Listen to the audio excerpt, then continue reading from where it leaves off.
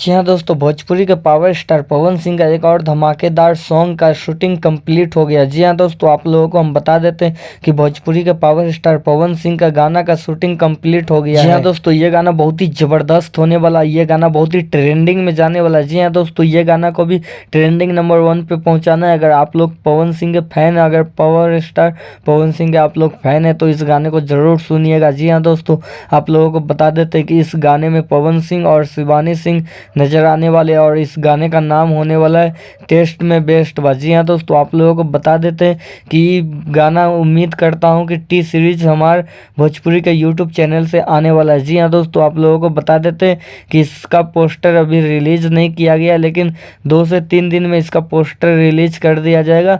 उसके बाद पता चलेगा कि ये गाना कब आने वाला है। ऐसे में दोस्तों आप लोगों को बता देते हैं कि ये गाना बहुत ही बवाल मचाने वाला है।